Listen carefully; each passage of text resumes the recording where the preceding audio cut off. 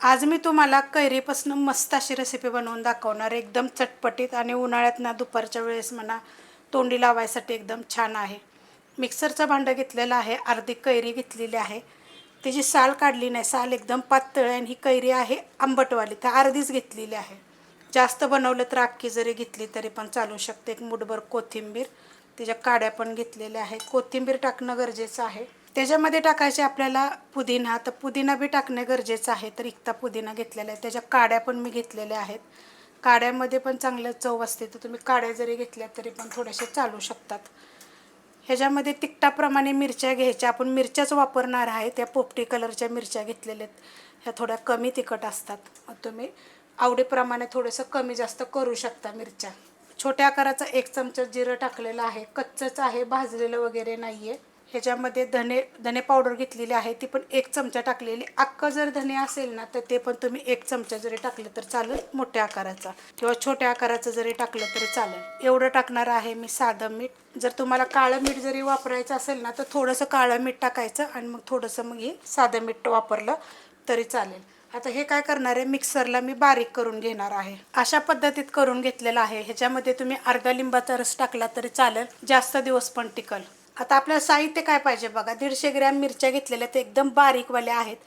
स्वच्छ धुवून पुसून बघा अशा उभी कापून घेतलेले, पूर्ण कापलेलं आहे, शेंड्या देठापासून कोपऱ्यापर्यंत असं कापून घ्यायचं. आता हीच मिरची जर उभे 2 भाग जरी केले तरी चालेल. तुम्हाला जर देठं नको असेल तर देठं पण तुम्ही काढू शकता. देठासकट जर आपण भाजले ना तर त्याची चव छान येते आणि खायला पण आपल्याला बरं पडतं, म्हणून मी देठासकट वापरलेले आहेत. 25 ते 1 लसणाच्या पाकळ्या आहेत. त्या लसूण काय केलेलं आहे, सोलून बघा अशा फोडून घेतलेला आहे, जेणेकरून जे आपण ह्याच्यामध्ये टाकणार आहे ना त्याचा अर्क लसणामध्ये मुरला पाहिजे. तर अशा फोडून घ्यायच्या पूर्णपणे.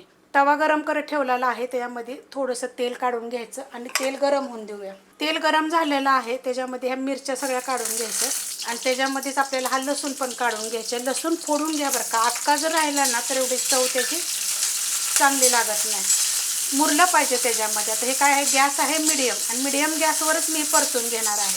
मिरच्या आणि लसूण मस्त असं बघा भाजून घेतलेला आहे. मिरच्या काय करायच्या, असं दाबायच्या अशा, म्हणजे चांगल्या भाजल्या जातात.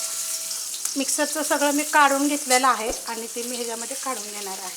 पाण्याचा वापर केला नव्हता बरं का, जरासुद्धा मी बारीक करायला, गॅस एकदम बारीक करायचा. आता गॅस एकदम बारीक केलेला आहे आणि बारीक गॅसवर 1 मिनिटभर फक्त परतून घेतलेलं आहे. परतताना काय करायचं माहिती आहे का, असं दाबायचं, म्हणजे चांगलं मिक्स होतं आणि चव छान येते. आता अजून 1 मिनिटभर मी परतून घेणार आहे. मस्त असं बघा, अजून 1 मिनिट मी परतून घेतलेलं आहे. एकूण 2 ते 3 मिनटं मी बारीक गॅसवर परतून घेतलेलं आहे. तर हे काढून घेते प्लेटमध्ये. खूप चविष्ट बरं का, जेवताना तोंडी लावायसाठी. आणि ही बरणीत काचेच्या थंड झाल्यानंतर भरा. त्यात थोडंसं लिंबाचा रस टाकला तरी चालेल. रेसिपी कशी वाटली मला कमेंट करून सांगा. रेसिपी आवडली तर लाईक करा, सबस्क्राईब करा, कमेंट करा आणि शेअर बी करा.